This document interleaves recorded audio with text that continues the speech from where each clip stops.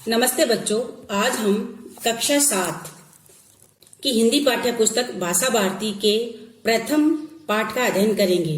प्रथम पाठ एक कविता है जिसका नाम मैंने अक्सर ये देखा है और इसके कवि रामावतार त्यागी हैं। इस पाठ की हम आज सहप्रसंग व्याख्या करेंगे। आज मैं आपको मौखिक रूप में सहप्रसंग व्याख्या करवा रही हूँ और उसके बाद में आपको लिखित में मैं इसको करवा दूंगी। प्रथम 2 पंक्तियां हम शुरू करने वाले हैं। हारे थके मुसाफिर के चरणों को धोकर पी लेने से मैंने अक्सर ये देखा है, मेरी थकान उतर जाती है। यहाँ पे कवि कह रहे हैं कि दूर से चलकर आने वाले हारे थके यात्रियों के चरणों को धोकर अर्थात उनकी सेवा आदि करने से कवि ने अक्सर ये देखा है कि कवि की थकान उतर जाती है, अर्थात कवि को अति प्रसन्नता होती है, उन्हें आत्मिक शांति प्राप्त होती है। आगे की पंक्तियां देखिए। कोई ठोकर लगी अचानक, जब जब चला सावधानी से, पर बेहोशी में मंजिल तक जा पहुंचा हूं आसानी से। यहाँ पे कवि कह रहे हैं कि मैं जब जब भी सावधानी से चला हूं तो अचानक मुझे ठोकर लग जाती है और उस अचेतना में भी मैं अपनी मंजिल तक आसानी से पहुंच जाता हूँ। फलों की अधरों पर अपनी मुरली धर देने से मैंने अक्सर ये देखा है, मेरी तृष्णा मर जाती है। यहाँ पे कवि कह रहे हैं कि जब कवि किसी इच्छित व्यक्ति की इच्छा पूर्ण कर देते हैं तो कवि की तृष्णा मर जाती है। आगे देखिए। प्यासे अधरों को बिन परसे पुण्य नहीं मिलता पानी को तब तक पुण्य नहीं मिलता जब तक वह किसी प्यासे व्यक्ति के अधरों अर्थात होठों की प्यास नहीं बुझा देते। याचक का आशीष लिए बिन स्वर्ग नहीं मिलता दानी को तब तक स्वर्ग नहीं मिलता जब तक याचक अर्थात देने वाला उसे आशीर्वाद न दे दे। खाली पात्र किसी का हो तो प्यास बुझाकर भर देने से मैंने अक्सर ये देखा है, मेरी गागर भर जाती है। यहाँ पे कवि यह कह रहे हैं कि यदि किसी व्यक्ति का पानी का पात्र खाली हो, व्यक्ति की प्यास बुझाकर उसका खाली पात्र पानी से भर देता है, तब कवि का पात्र पानी से अपने आप भर जाता है, अर्थात कवि को आत्मिक शांति प्राप्त होती है। लालच दिया मुक्ति का जिसने, वह ईश्वर पूजना नहीं है, बनकर वेद मंत्र सा मुझको मंदिर में गूंजना नहीं है। यहाँ पे कवि कह रहे हैं कि मुझे वह ईश्वर जो मुझे मुक्ति अर्थात मोक्ष का लालच देता है, ऐसे ईश्वर को मुझे नहीं पूजना है। बनकर वेद मंत्र सा मुझको मंदिर में गूंजना नहीं है और केवल वेद मंत्र सा बनकर मैं सिर्फ मंदिर में गूंजना नहीं चाहता हूँ। संकटग्रस्त किसी नाविक को निज पतवार थमा देने से मैंने अक्सर ये देखा है, मेरी नौका तर जाती है। यहाँ पे कवि कह रहे हैं कि जब किसी संकटग्रस्त नाविक को अपनी पतवार थमा देते हैं तब कवि की नाव अक्सर अपनी मंजिल प्राप्त कर लेती है। इस संपूर्ण कविता में कवि ने यह बताया है कि हमें हमेशा दूसरों की सहायता करनी चाहिए। दूसरों की सहायता करने से अक्सर हमारे काम संपन्न हो जाते हैं। बच्चों, अब इस कविता के शब्दार्थ पढ़ेंगे। मुसाफिर, यात्री, चरणों, पैरों, अक्षर, प्राय, थकान, थकने का भाव, गागर, घड़ा या पात्र, संकटग्रस्त, मुश्किल में फंसा हुआ, निज, स्वयं, अपना, नाविक, नाव चलाने वाला, बेहोशी, होश में न होने की स्थिति, तृष्णा, इच्छा, याचक, मांगने वाला, आशीष, आशीर्वाद, पात्र, बर्तन, मंजिल, लक्ष्य, आसानी से, सरलता पूर्वक, अधरों, होठों।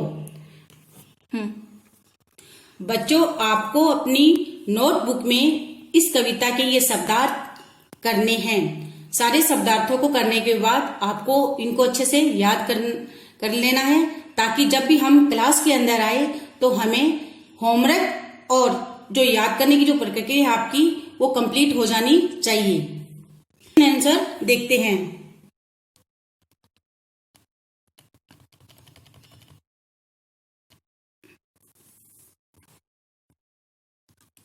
अब है बहुविकल्पीय क्वेश्चन। इसमें देखिए पहला क्वेश्चन है, कवि की थकान किसके चरणों को धोकर पीने से उतर जाती है? पहला है माँ के, गुरु के, हारे थके मुसाफिर के, भगवान के। तो इसका आंसर होगा हारे थके मुसाफिर के। दूसरा क्वेश्चन देखिए, किसका आशीष लिए बिना दानी को स्वर्ग नहीं मिलता? ऑप्शन देखिए, याचक का, राजा का, मालिक का, गुरु का। तो किसका आएगा इसमें आंसर? याचक का। याचक मतलब, याचक का आंसर क्या होता है? लेने वाला। आगे देखिए लघु उत्तरीय प्रश्न।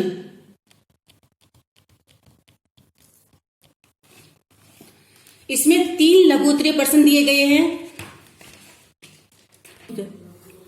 लघु का पहला क्वेश्चन देखिए, कवि की तृष्णा कब मर जाती है? इसका आंसर होगा जब कवि किसी इच्छित व्यक्ति की इच्छा पूर्ण कर देता है तब कवि की इच्छा मर जाती है। दूसरा प्रश्न देखिए, पानी को पुण्य कब प्राप्त होता है? इसका उत्तर होगा प्यासे व्यक्ति की प्यास बुझा देने पर पानी को पुण्य प्राप्त होता है।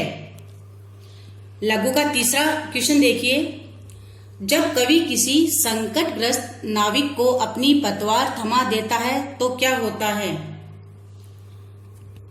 जब किसी संकटग्रस्त नाविक को कवि अपनी पतवार थमा देता है तो कवि की नाव अपने आप तैरकर अपनी मंजिल प्राप्त कर लेती है। बच्चों, मैंने आपको लघु के तीनों क्वेश्चन करवा दिए हैं। आपको पहले शब्दार्थ करने हैं, उसके बाद में लघु के ये तीनों प्रश्न, इसके आपको उत्तर लिखने हैं। मैंने इन तीनों के आंसर लिख दिए हैं, मैं आपको इसमें नोट में भेज रही हूँ और होमवर्क आपको साथ में करते जाना है। अभी आगे हम पढ़ेंगे दीर्घ उत्तरीय प्रश्न।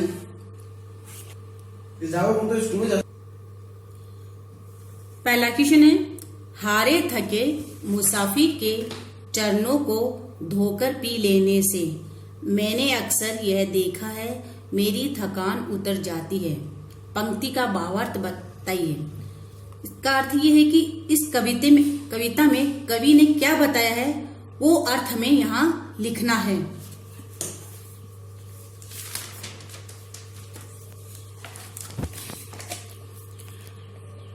प्रस्तुत पंक्ति का भावार्थ यह है कि दूर से चलकर आने वाले हारे थके यात्रियों के चरणों को धोकर अर्थात उनकी सेवा आदि करने से कवि ने अक्सर यह देखा है कि कवि की थकान उतर जाती है, अर्थात कवि को अति प्रसन्नता होती है, उसे बहुत ही आत्मिक शांति प्राप्त होती है। अगला क्वेश्चन है, कविता के अनुसार बताइए कि कब कवि की तृष्णा मर जाती है और कब उसकी गागर भर जाती है। इसमें 2 क्वेश्चन दिए गए हैं, तो हमें पहला क्वेश्चन देखना है, कविता के अनुसार बताइए कि कब कवि की तृष्णा मर जाती है। पहला क्वेश्चन है, कवि की तृष्णा कब मर जाती है? आंसर होगा जब कवि किसी इच्छित व्यक्ति की इच्छा पूर्ण कर देता है तो कवि की तृष्णा मर जाती है। ये हो गया पहले। इसका दूसरा देखो, कब उसकी गागर भर जाती है। यदि किसी व्यक्ति का पानी का पात्र खाली हो और कवि उस व्यक्ति की प्यास बुझाकर उसका खाली पात्र पानी से भर देता है, तब कवि का पात्र पानी से भर जाता है। अर्थात कवि को दूसरों की सहायता करने से सुख की प्राप्ति होती है। बच्चों, शब्दार्थ, लघु पर्सन और दीर्घ पर्सन तीनों के मैं आपको नोट भेज रही हूँ। इनके मैंने आंसर लिख दिए हैं। आपको अपनी नोटबुक में ये होमवर्क कंप्लीट करना है, ताकि हम जब कल पढ़ें तो पीछे वाला जो होमवर्क है हमें पूरा किया हुआ हो। अब हम कर रहे हैं भाषा की बात। इसके अंदर सबसे पहले पर्यायवाची शब्द दिए गए हैं। हमको 3-3 पर्यायवाची शब्द लिखने हैं। पहला है अचानक। अचानक के 3 पर्यायवाची है, यकायक, सहसा, अकस्मात। दूसरा पर्यायवाची शब्द है मंजिल। मंजिल का पर्यायवाची होगा लक्ष्य, दिशा, गंतव्य।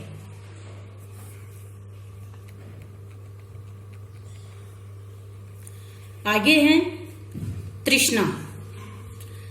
तृष्णा के पर्यायवाची शब्द हैं प्यास, कामना, लालसा। अगला पर्यायवाची शब्द है संकट। संकट के 3 पर्यायवाची शब्द है मुसीबत, वेदना, विपदा। अगला पर्यायवाची शब्द है नौका। ये तो बहुत इजी है आप लोगों के लिए। आगे देखिए, नौका का पर्यायवाची होगा नाव, जलयान, पोत। ये जो 5 पर्यायवाची शब्द आपकी बुक में दिए गए हैं, आप इनको अच्छे से याद कर लेना, ताकि जब भी हम क्लासरूम में मिलें तो हमें होमवर्क और याद करने वाली जो है ये सब आपको अच्छे से हो जानी चाहिए। आगे देखिए, इसमें निम्नलिखित शब्दों के विलोम शब्द बॉक्स में से छांट कर लिखने हैं। यहाँ पे शब्द दिए गए हैं, विलोम इधर है, तो आपको इसमें से छांट कर यहाँ इसके आंसर लिखने हैं। पहला है सावधानी।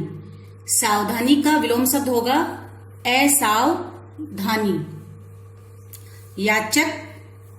याचक का विलोम शब्द होगा दाता। निज। निज का विलोम शब्द होगा पराया। पुण्य। पुण्य का विलोम शब्द होगा पाप।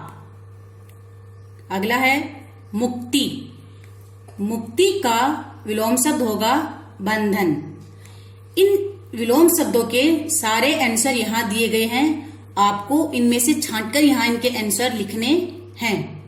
आगे देखिए,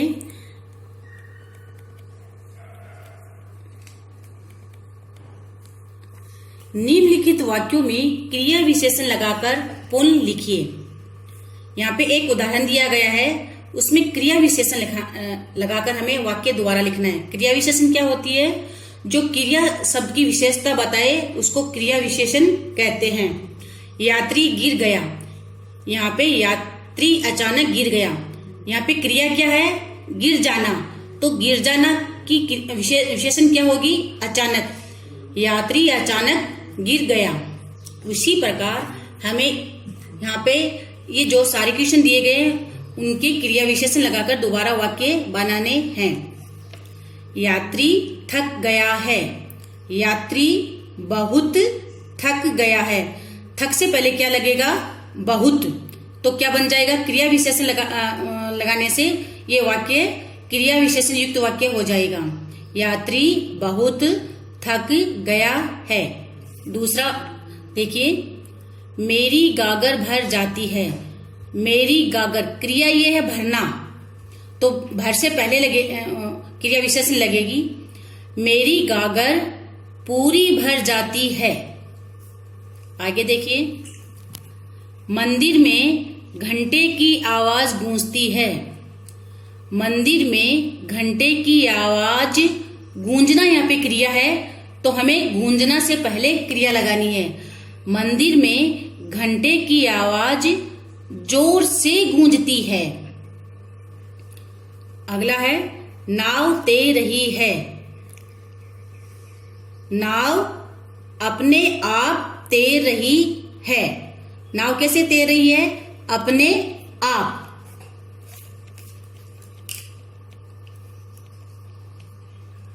जो आज का होमवर्क ये है कि इस लेसन के आपको शब्दार्थ करने हैं।